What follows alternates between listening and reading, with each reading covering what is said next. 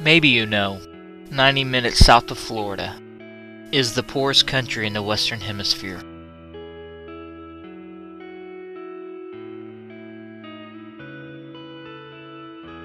A tiny country the size of Maryland.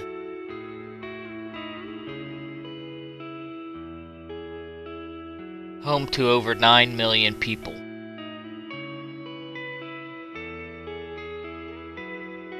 Half who are children.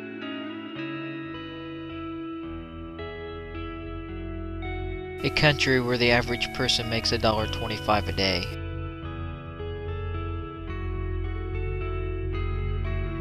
A country where 8% of all newborn babies die before age 1.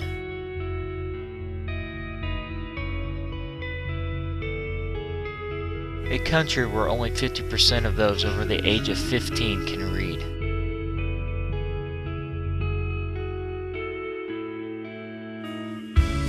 A country where the average person lives to be 57.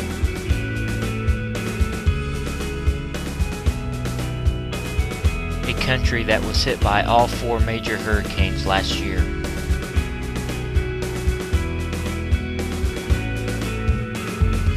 A country where the price of food has gone up 67% in the last year.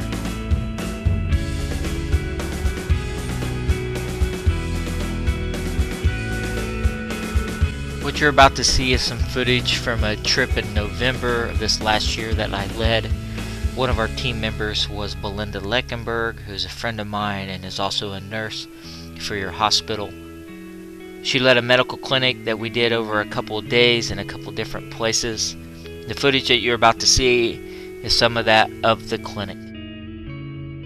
What we would do is we would show up early in the morning in a village and we would set up tables and chairs and we would receive the people as they came. Everybody got a number as they showed up and they were seen in the order the number that they got. Many people left that day disappointed because they weren't able to be seen because there was more people than there was time. There was approximately 1,000 people that showed up that day. When their number was called, they were sent to a triage station that was staffed by some of our team members who had just recently, within the last 12 hours or so, learned to take blood pressure and to ask general questions. They would write down that information so the patient could be diagnosed. After the patients were triaged, they would be seen, diagnosed, and then provided with medicine out of our pharmacy, which happened to be the back of our truck.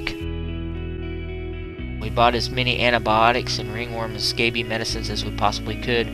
We also bought a lot of medicine for like acid reflux and stomach conditions, mainly because a lot of the older people that we see have stomach problems because they've gone so long with not enough food in their stomach that the acid in their stomach has created a lot of pain in their life. We saw a little girl that day who was dying. She was so malnourished. She only had maybe a few days left. Parents didn't have the money to take her to the hospital so she could get the supplements that she needed. And so everybody in our team pulled out what money we had and we gave it to them so that they could be seen by a doctor immediately. We also saw a little boy who had broken his arm over a week ago. His parents didn't know what had happened, but his arm wouldn't work anymore. It looked normal until you felt it, and then when you just ran your hand across it, you could feel the break right above the elbow. We gave his parents money so that they could take a taxi to a town that was far away so they could be seen by a free doctor and hopefully receive the x-rays and the casting that he needed. We saw a lot of people that day who were very, very, very sick. 90% of the children that we saw had ringworm or scabies. Almost everybody was malnourished. In fact, a lot of the adults had scarring on the outside of their body due to just years of malnourishment. We also met a man as we did some home visits in the local village we were staying at who had hit his foot with a pickaxe and his foot was so severely infected. He was in danger of losing it, and over the next few days we walked to his house so that we could clean out his wound and dress it and teach him how to do the same thing.